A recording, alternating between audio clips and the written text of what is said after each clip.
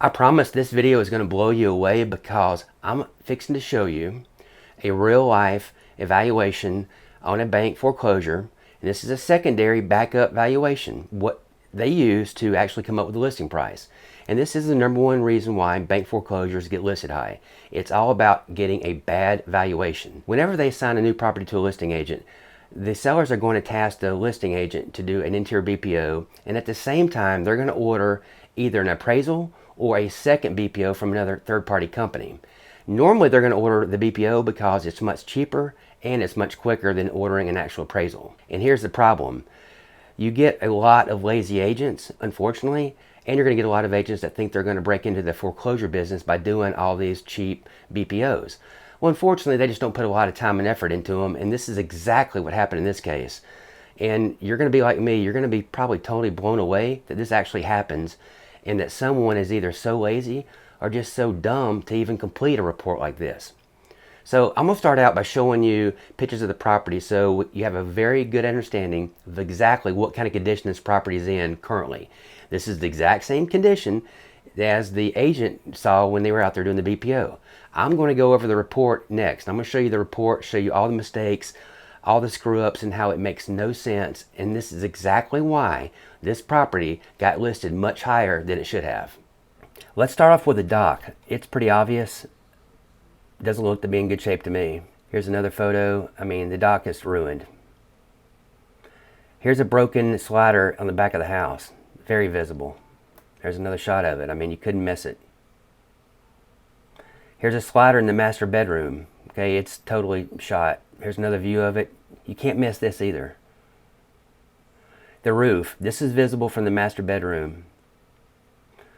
And here's another shot. You can see up the top up there that it is the pool. How could you miss the pool? Okay, not one mention that the pool liner needs to be replaced. There's missing electrical fixtures everywhere. There's missing shower heads in every bathroom except one. And no mention of the boat, this crappy abandoned boat, not one single mention of it, which is ridiculous. So this is the actual report that the agent turned into the seller. And this is the very first page. And the first thing that caught my eye when I opened this, that about made me fall out of my chair, are these condition comments right here in the middle. Subject appears to be in good condition with no signs of deferred maintenance visible from interior inspection. So this agent's saying that there's no repairs needed on this property. It's in good condition. I just showed you the pictures of the property. The property needs a ton of work. But this agent has flagged property condition as good. Good, okay? Not even average, but good. That's absolutely ridiculous, okay? So I already know that this report is going to be total bogus by just these comments right here with no repairs, visible or needed. Another thing is that for neighborhood comments, the agent has this as being suburban location. It's really not a suburban location. It's more of a rural location than anything, or a rural suburban location, but it's not suburban. And there's no mention of waterfront. That's what's really aggravating. There's no mention of waterfront. And there's no mention of actually the toll bridge, which is only a couple miles away, that you have to pay $2.57 to get across if you want to go south towards Pensacola Beach or Gulf Breeze and go to the nearest Walmart. If not, you've got to drive all up to Pace and Milton. So no mention of anything about any of that in this report. So these are going to be the listing comps. Okay, there's going to be 3 listing comps. And once again, you can see the condition of all, well, I'm not going to do that. Condition of all these properties right here is good.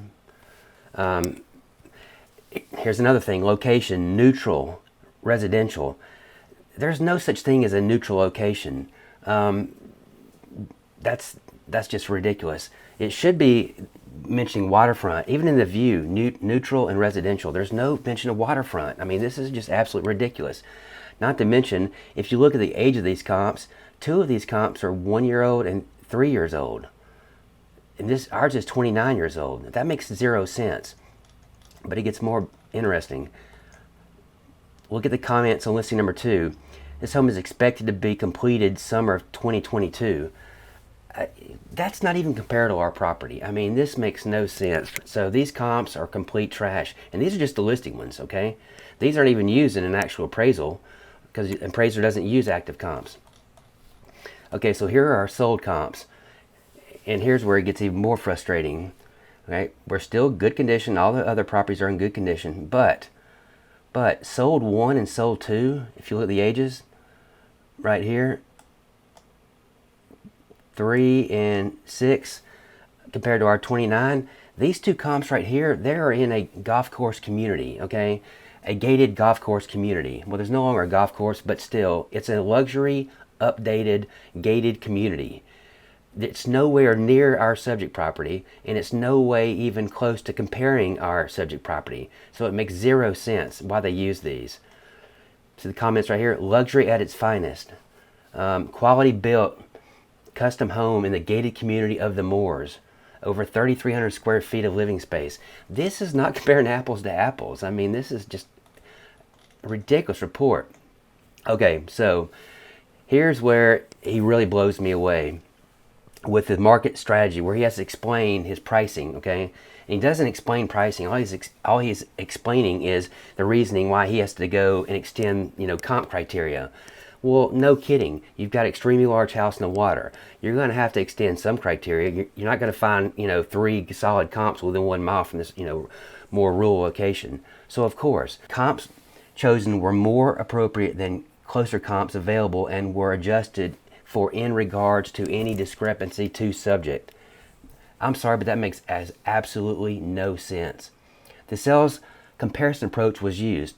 That's another stupid statement. Of course it is. That's the only kind of BPO that we ever do. In 20 years, that's all I do is sales comparison. So that's another stupid statement. And I'm not going to read this, but he goes on to give reasons why he had to extend his criterias, but also he explains what the sales approach is. And these corporate sellers know all this. They don't want to hear this crap.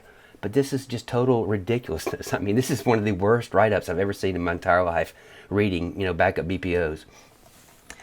So here you go again. Repair addendum. Exterior or interior repair, 0. Okay? You would think we're not even talking about the same property. But I'm about to prove to you that's not true either. Because here we go. Here's our property. Okay? And here's another screwed up thing. He only submitted less than 4 full pages of pictures. Do you see any pictures in here with any repairs except the pool? No. Did he show the busted window? No. Did he show the bedroom upstairs,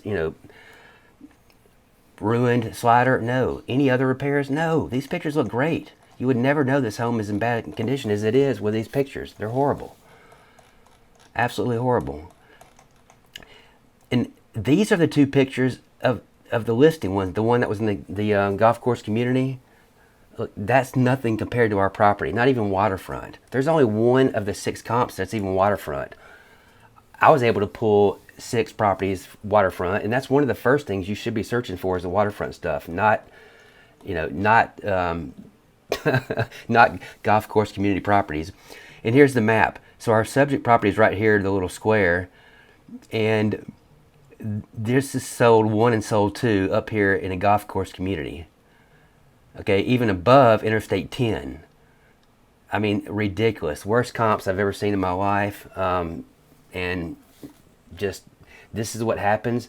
But they put so much weight on this value, no matter how bogus it is, that they've screwed the whole time frame and they've screwed up the whole pricing. So that the house got listed way too high in the beginning, which means it's going to sit for months.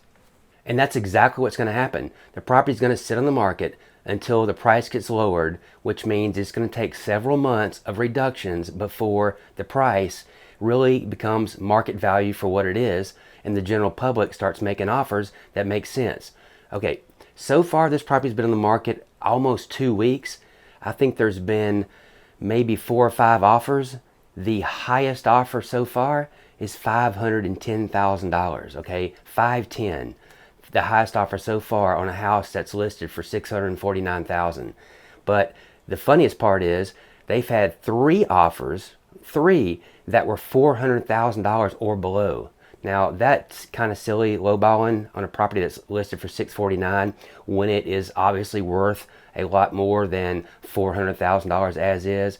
But the point is that the bad evaluation has started the ball rolling, and all it means for the seller is more time on the market and a lower price in the end. And for me, it's a lot more headache because I've got to maintain it. I've got to keep paying the utilities and everything else, having the grass cut, all that stuff, while it sits in the market until the price makes sense.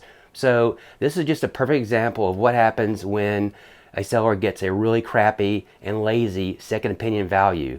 They put more weight on that value than they did the listing agents. They're going to always put more weight on the highest value because they're going to think some reason that's right. Hence the way they priced this property at $649,900. So hope this video helps, makes sense. If you have any questions, comments, whatever, leave them below. I'll be glad to answer. As always, I appreciate it. Make sure and hit the subscribe button if you haven't already. Thanks. Have a great day.